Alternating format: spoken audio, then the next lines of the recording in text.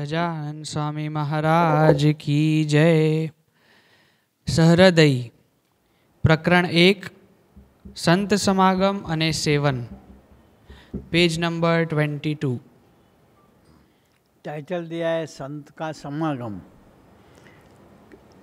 मतलब खाली सत्संग करके चले जाए, बातें सत्संग करके आने, बातें सुन के, ऐसा नहीं। ये बातों में जो स्वामी ने बात करा, इसका रहस्य और मर्म पकड़ के जीने का प्रयास करा करे, स्वामी उसका सेवन करेंगे, वो बात है।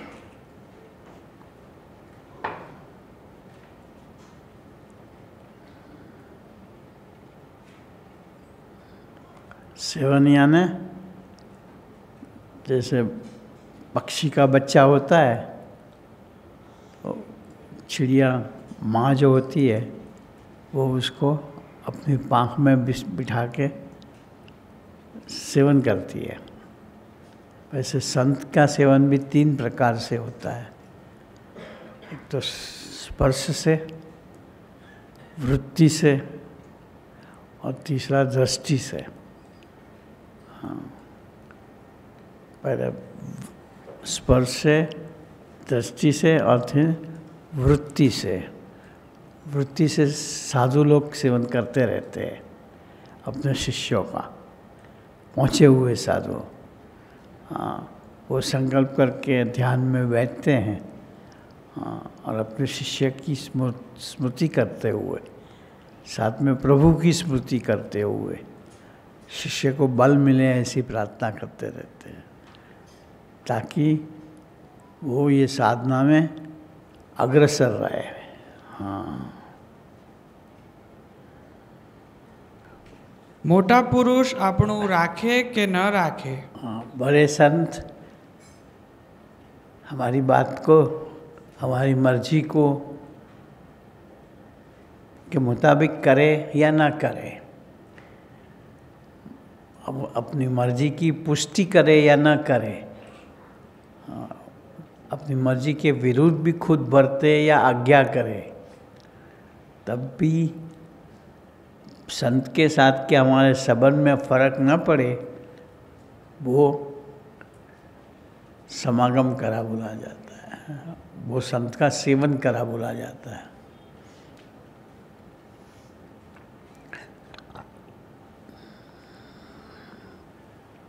मोटा पुरुष आपने बोलावे के उपेक्षा करे। हाँ, हम जाके पाँव छुए, अपनी तरफ देखे ही नहीं। हाँ, उपेक्षा करें, अपने को लगे कि हम तो इनकी नज़रों में है ही नहीं, इनकी कृपा दृष्टि में हम है ही नहीं। कई बार फिर मन इतना रोल करे तो फिर यहाँ आना ही क्यों। हाँ, तो वो न करे, वो समागम करा, वो संत का सेवन करा।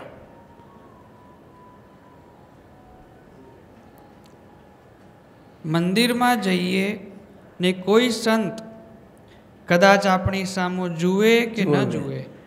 कोई, ये तो बड़े संत की बात हुई थी, लेकिन मंदिर में जावे तो भगत लोग, ये संत लोग कोई अपनी तरफ देखे ही नहीं। तो ऐसा हुआ कि स्वामी ने इसको कह रखा हुआ, सबको कह दिया है कि इसको अपना गिनना नहीं है। हाँ, बड़ी चोट लगती है ऐसे में। हाँ, बोले कि ना बोले, अपने साथ बातें करे या ना करे संत, और मंदिर में रहते हुए साधु भगत लोग, हाँ, अपने साथ बात ही न करे। हम जय स्वामीनारायण करे तो उसका जवाब ही ना देवे, तो बड़ा मन उखड़ जावे। हाँ,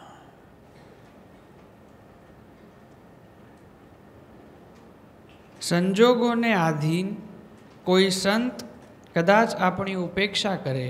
हाँ, असल में संत को वो इंटेंशन भी ना हो, लेकिन काम में व्यस्त हो, अपने विचारों में खोया हुआ हो, उसको लगे मेरी उपेक्षा करी, हाँ, देखा नहीं, हाँ, मैं इनको पसंद नहीं लगता, मेरा मंदिर आना इनको पसंद नहीं लगता। मन कई प्रकार के तर्क वितर्क के अंदर, तर्क कुतर्क के अंदर चला जाए।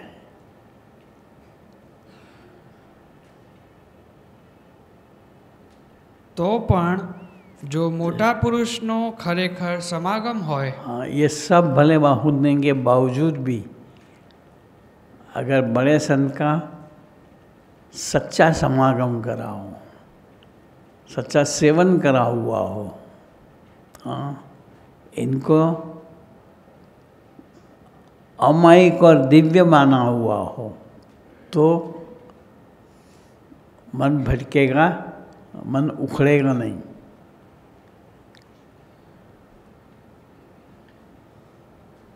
एनी जो ओळखाण खरेखर होय कि संत में भगवान रहे हुए हैं। ओळखाण मतलब यही ओळखाण कि ये इस लोक के नहीं हैं, अक्षरधाम से आए हुए हैं, महाराज का इनके साथ का डायरेक्ट संबंध है और हम सबको महाराज का संबंध देने के लिए आए हैं या महाराज ने भेजे हैं, ऐसा पक्का विश्वास हो। हाँ,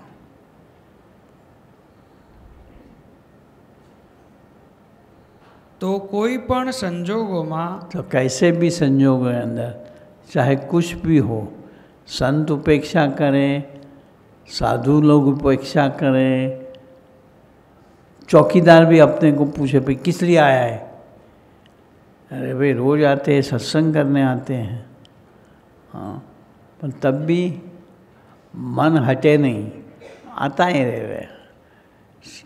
कई बार कई भगत लोग हड़धूत भी कर दे, हाँ, आना बंद न कर दे, हाँ,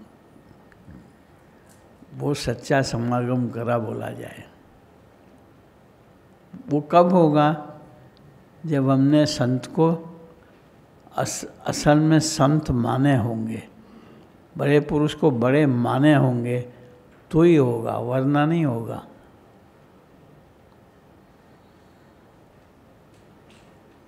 बाकी तो लौकिक मूल्यांकन पे मेरा रखा, मेरा नहीं रखा, मैं पसंद हूँ, मैं नहीं पसंद हूँ, हाँ, स्वामी को तो यही पसंद है इसलिए हमारी तो कोई गिनती ही नहीं। कई प्रकार की उलझन, कई प्रकार की तर्क, कई प्रकार के विचारों के अंदर हम गुमराह हो जाएंगे।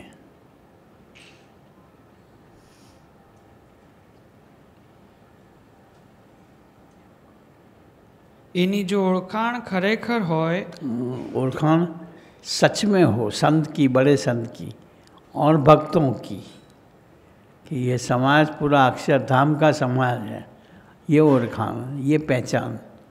बड़े है इतना ही नहीं, ये हमारे जैसे नहीं हैं, हाँ, दिव्य है और परम सत्य स्वरूप के साथ का इनका संबंध है।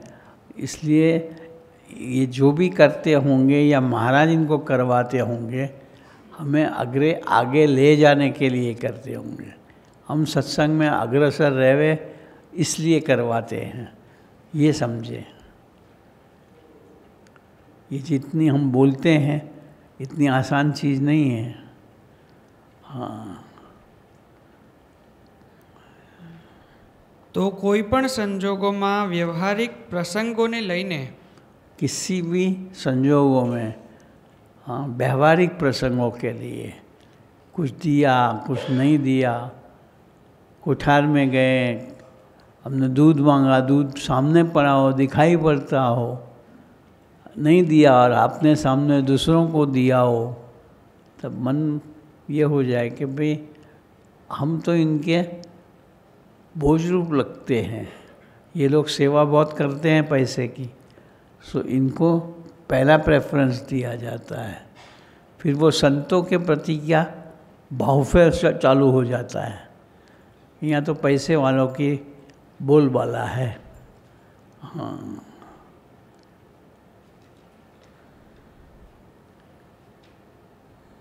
કોઈ પણ સંજોગોમાં વ્યવહારિક પ્રસંગોને લઈને સંતને વિશે મનુષ્ય ભાવ આવે જ નહીં.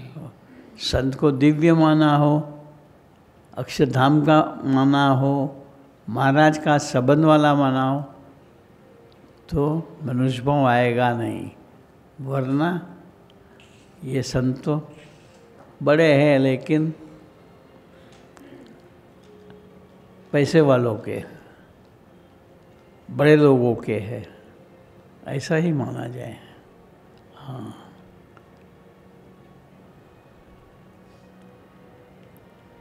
જ્યાં સુધી મનુષ્ય ભાવ છે, हाँ, और जब तक ऐसा मनुष्य भाव है, मतलब ऐसा माइक भाव है, તર્ક વિતર્ક છે, हाँ, तर्क कुतर्क है, ત્યાં સુધી સમાગમની કચાશ છે. हमने बड़े संत का समागम नहीं करा है. जब तक संत के अंदर, संतों के अंदर, साधुओं के अंदर, भक्तों के अंदर ऐसी भावना नज़र आती है, मन को फील होता है, हमने साधु का समागम नहीं करा, गमागम करा. हाँ,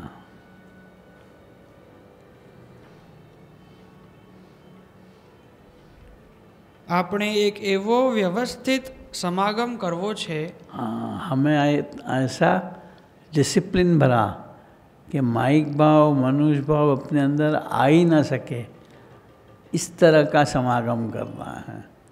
मन के भवंजर के साथ भटक जावे, खो जाए और संतों से अपना मन अलग हो जावे, ऐसा समागम नहीं करना है.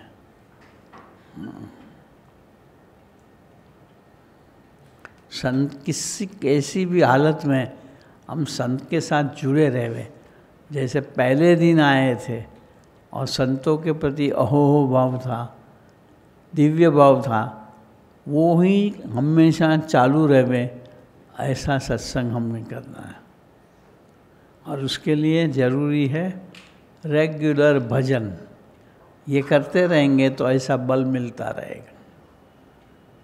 हाँ, बड़े संत को, महाराज की मूर्ति को सीधा याद करके, महाराज मेरे मन से मेरी रक्षा करना, हाँ, मेरी वृत्तियों से मेरी रक्षा करना. हठ, मान और ईर्ष्या के कारण मैं संत के साथ का मेरा संबंध खोऊं नहीं, ऐसी मेरी रक्षा करना. ऐसी प्रार्थना रो रो के करा करे. मुझे आपसे अलग नहीं करना, भले अभी मुझे आप जचते नहीं हो, भले अभी मेरा मन आपसे हट गया है, तब भी मुझे आप संभाल लेना. हाँ,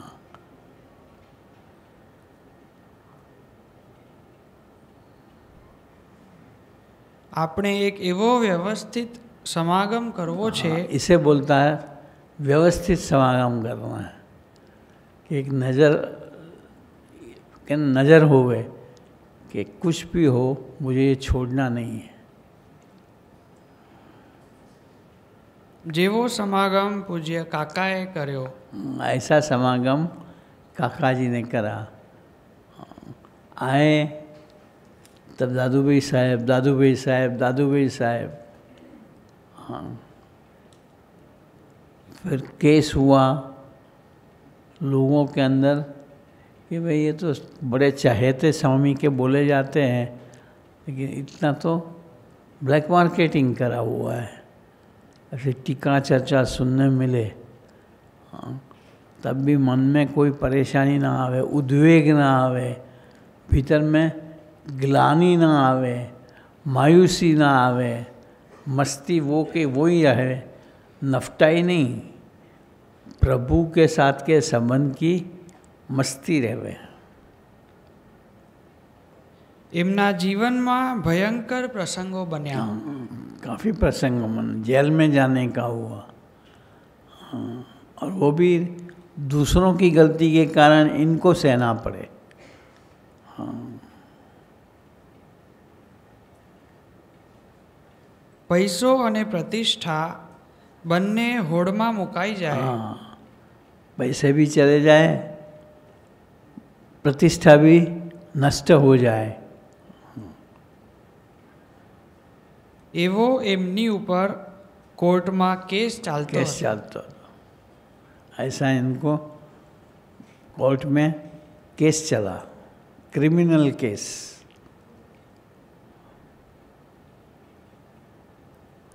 કોર્ટમાં હાજર રહેવાની તારીખ પડી હતી। हाँ, और ऐसे गहरा केस होने के डेट्स मिलती थी पड़ती। हाँ, काका बापा ने कहा दादू भाई साहब આપણે अफ्रीका चलो मारी जोड़े। इन्होंने ये नहीं पूछा, कहा भी नहीं कि बापा ये केस की तारीख है। हाँ, बाबा तो अंतर्यामी स्वरूप ना, कहने चलो आप। हाँ,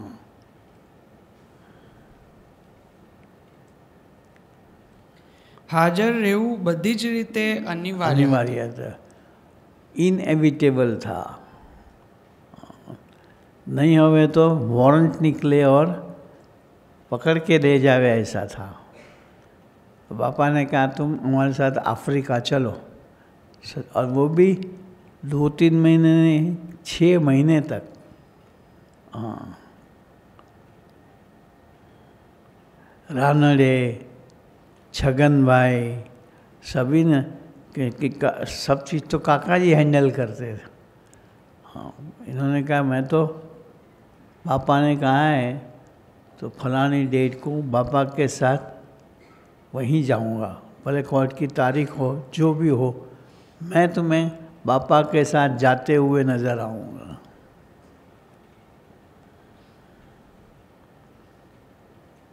પરંતુ તે જ પ્રસંગે પરમ પૂજ્ય સ્વામીએ એમને કાગળ લખી બોલાવ્યા। आ कागल में तरत आवी जजो।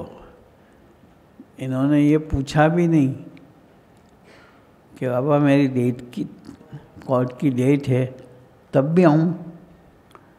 ऐसा कहा होता तो इमीडिएटली पापा कहते नहीं नहीं तब तुम्हारी कोर्ट की तारीख है तो नहीं आना। हाँ, मतलब बापा से ज़्यादा इन्होंने कोर्ट को गिना। पर काका जी के जीवन में तो प्रायोरिटी हमेशा बापा की थी। हाँ,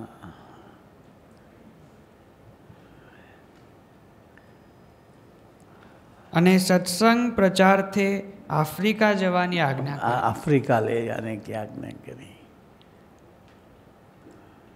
બરાબર આફ્રિકા જતી વખતે જ કોર્ટમાંથી ખબર આવ્યા હતા। खबर आया, अफ्रीका जाने के टाइम पे ही खबर आई।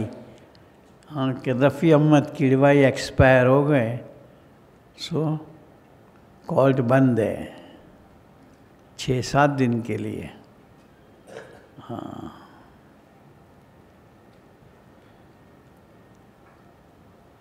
पापा ने एकदम लहकने से बोला था, मुझे याद है, दादू भाई किड़वई धाम में गया।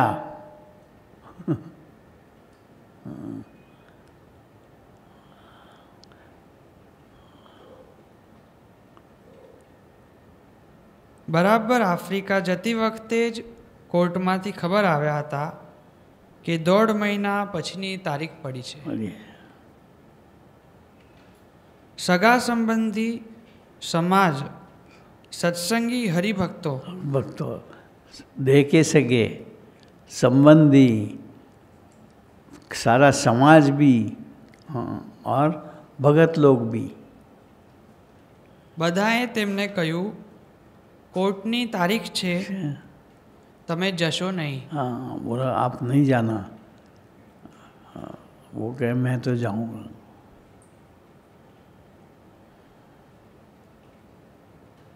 પણ કાકાના જીવનમાં હંમેશા પ્રથમ સ્થાન બાપાનું હતું, બાપાનું જ રહ્યું હતું। એમણે બહુ જ સ્પષ્ટપણે કહી દીધું, પહેલા સ્વામીની આજ્ઞા અને પછી में सब। पापाए कहूँ से अफ्रीका जवान, मैं पहले वहीं जाऊंगा, वही मेरा कदम होगा। बापा को मैं नहीं कहूँगा, कुसंग मैं नहीं करूँगा कि बापा कोर्ट की तारीख है मैं ना आऊँ तो हाँ,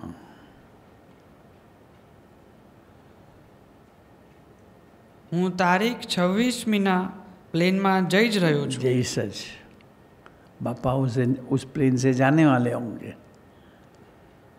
એમાં કોઈ ફેરફાર થવાનો નથી. उसमें कोई बदलाव नहीं आएगा. એક બાજુ એમની એગ્રી ઓરિયન્ટ કંપની પણ भड़के बढ़ती थी. ભડકે બળી રહી હતી. बिजनेस भी डामाडोल हो गया था. हाँ, और वो सारी चीज़ें तो काका जी हैंडल करते थे. सभी ने कहा कि आप चले जाओगे, इसको संभालेगा कौन? ये सारा जो गड़बड़ हो गई है वो बापा संभालेंगे क्या? हाँ, પણ ન તો એમણે બાપા પાસે પણ કે તો ની વાત મૂકી. બાપા હું આવું તો ખરો, પણ અહીંયા અને હું નહીં આવું, અરે હું આવું તો અહીંયા આમ થઈ જશે, ऐसी कोई बात रखी नहीं. समझते थे बापा तो अंतर्यामी है, सर्वज्ञ है, मेरे हैं, मेरे हितकारी है, जो भी करते होंगे मेरे हित के लिए करते होंगे. ऐसे हालात में प्रभु मेरा काम हित के लिए कर रहे हैं, वो मानना, वो सत्संग करा.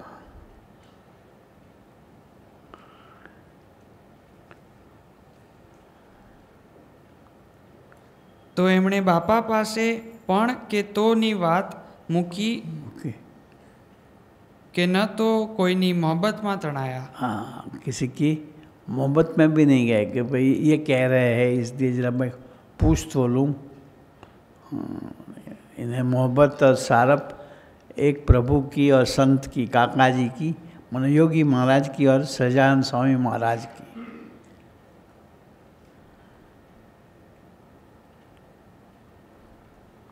બાપાના વચને કાકા આફ્રિકા પહોંચી જ ગયા. अफ्रीका पहुँच गए हैं. આનું નામ ખરેખરો સમાગમ કર્યો કહેવાય. इसको बोला जाता है कि साधु का समागम करा. એમના દિલમાં સંતનું સ્થાન ખરેખર હતું. स्थान नहीं, प्रायोरिटी संत की थी, प्रायोरिटी योगी महाराज की थी. इनका जीवन योगी जी महाराज के लिए हो, ऐसा वो खुद मानते थे. योगी जी महाराज के लिए मतलब इनको राजी करने के लिए है. એટલે કોઈ પણ પ્રકારના બંધનમાં એવા આવ્યા નહીં. बन के सकंजे में वो फंसे नहीं. કોઈ વાત એમને નડી શકી નહીં. हाँ, कोई बात इसको परेशान, कोई संजोग इनको रोक नहीं पाए पापा की आज्ञा का पालन करने में. વિઘ્નરૂપ બની શકી નહીં. हाँ, अपनी साधना में विघ्न डाल नहीं सकी.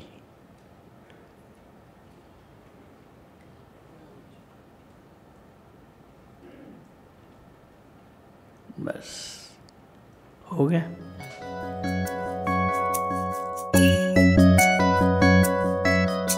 सहृदयी ग्रंथ तुझे वंदन, सहृदयी ग्रंथ तुझे वंदन, सहृदयी ग्रंथ